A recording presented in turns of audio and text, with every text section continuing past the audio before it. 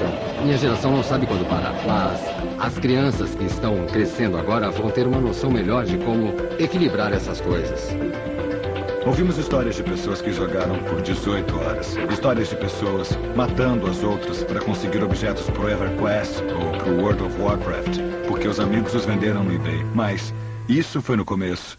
Eu acho que quando todos se acostumam e todas essas coisas passam a ser difundidas, aí a novidade acaba se esgotando e a poeira se assenta. Os meus pais estão muito satisfeitos com o meu trabalho. Alessandro Avalone, um dos jogadores profissionais mais bem cotados da Itália, é um exemplo de uma pessoa que se beneficiou muito com jogos.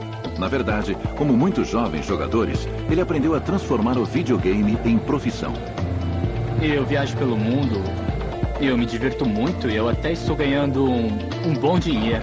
O advento de torneios multiplayer não abriu caminho apenas para grandes convenções, mas também para um circuito competitivo que oferece milhões de dólares em prêmios e gratificações todos os anos.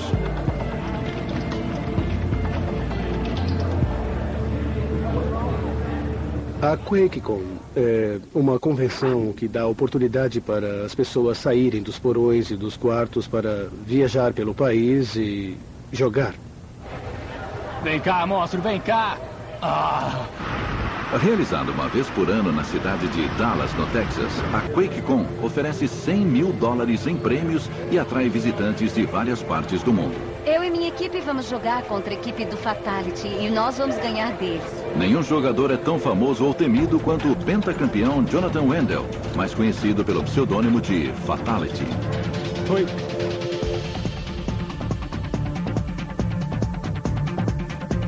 Nascido em Kansas City, ele é um jogador profissional de jogos eletrônicos esportivos e já ganhou mais de 500 mil dólares em prêmios em competições profissionais.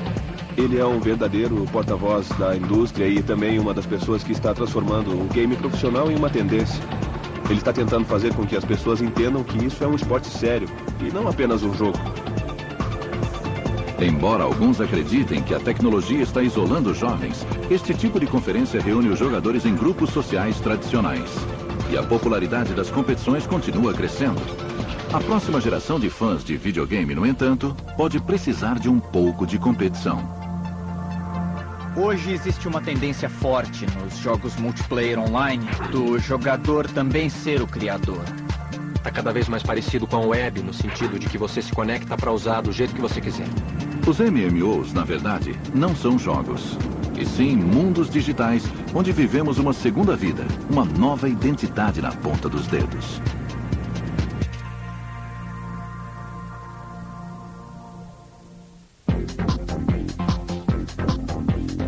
A internet lançou uma onda de jogos com espada e feitiçaria e mudou para sempre a maneira de jogarmos juntos.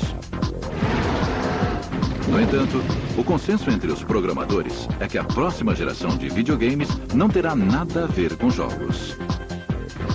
Para quem usa a internet, eu posso explicar que é uma internet tridimensional e com outras pessoas. Second Life, produzido pela Linden Lab em São Francisco, é um exemplo de comunidade multiplayer online com muito mais liberdade do que em um videogame tradicional.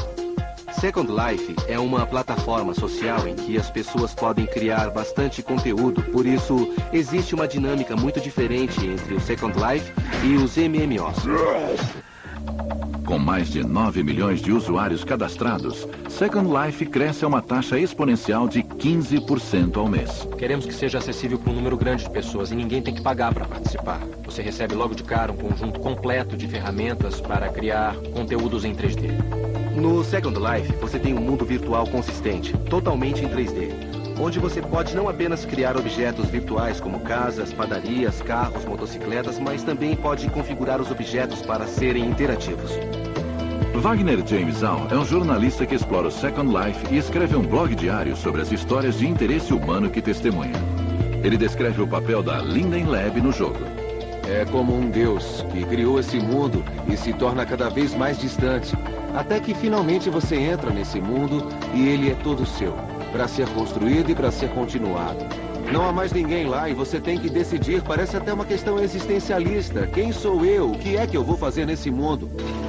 Muitas pessoas trabalham em empregos que consideram insatisfatórios, ou até mesmo cansativos, opressivos e entediantes. Elas sentem que não podem controlar o mundo e que o mundo já foi escrito para elas. E quando elas se mudam para esse mundo virtual, deixam de ser a secretária sem nome de uma empresa qualquer. Elas ganham poder. Esses games são construídos para que qualquer um se torne um herói. Para entrar em um jogo de interpretação de papéis como Second Life, você precisa primeiro escolher um personagem ou avatar. O motivo que leva as pessoas a preferir o termo avatar é que, às vezes, ele não é um personagem de características humanas. A beleza do avatar está na beleza dessas representações virtuais. Elas podem ser qualquer coisa que quisermos. Por exemplo, eu tenho altura mediana, mas quando jogo no mundo virtual, tendo a ser um pouco mais alto, um pouco mais magro, um pouco mais forte e veloz. As pessoas passam centenas de horas vestindo seus avatares no Second Life, no que os usuários chamam de pele. O Avatar pertence a um mundo muito interessante que me lembra de quando o termo figura de ação foi cunhado. Ele foi empregado no lançamento do G.I. Joe, porque já existia a Barbie, mas a empresa que fabricava o G.I. Joe queria vender os bonequinhos para os meninos. Só que os meninos não brincam de boneca. Os meninos brincam com figuras de ação. Da mesma forma que os adultos não brincam de boneca. Eles brincam com avatares. O Second Life faz estatística do sexo e da idade de todos os usuários e revelou alguns números bem interessantes. Mais ou menos 80% dos personagens femininos dos MMO são desempenhados por homens. Podemos pensar em muitas coisas interessantes a partir daí, como a masculinidade ou como nos últimos 20 ou 30 anos as mulheres foram encorajadas a se tornarem mais masculinas em vários sentidos, mas ainda é tabu para os homens tentarem ser femininos. Existe um forte elemento de autotransformação em tudo isso. O que eu acho interessante do ponto de vista psicológico é como isso influencia o comportamento online. Será que tem consequências na vida real? Eu acho que existe um elemento de escapismo nos mundos virtuais. É a mesma coisa quando as pessoas se interessam pelas fofocas da celebridade, sabe? Elas gostam da sensação de fantasia, de imaginar como é a vida nesse outro mundo mais ilustre. Chamar isso de escapismo pode tornar toda a discussão preconceituosa, porque o escapismo tem uma conotação negativa. Eu acho mais interessante analisar onde as pessoas estão passando o tempo. Tem gente que joga online em vez de passar o tempo assistindo televisão, por exemplo. Então eles estão trocando o tempo dedicado a uma atividade passiva, que também tende a ser solitária, por uma atividade social interativa e colaborativa.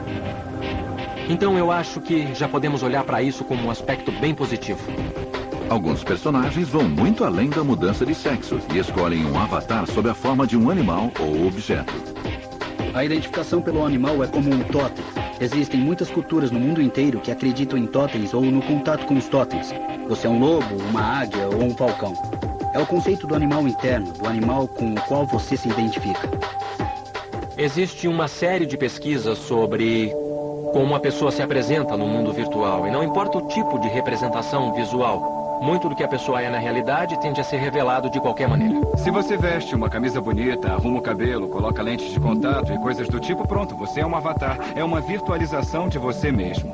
Depois de anos de trabalho como repórter, Wagner James Al se deparou com inúmeras histórias de usuários que incrementaram suas vidas através do uso de mundos virtuais. Eu vi muita gente que se conheceu no Second Life e trouxe essa amizade para a vida real. Muitas vezes as pessoas se apaixonam. Por isso, o Second Life é uma maneira de aproximar as pessoas. Muitas histórias de pessoas que passam por dificuldades na vida real nos mostram que o Second Life devolveu a elas a sensação de controle sobre as próprias vidas. As histórias, no entanto, nem sempre são edificantes. A vida nem sempre melhora nesta segunda tentativa.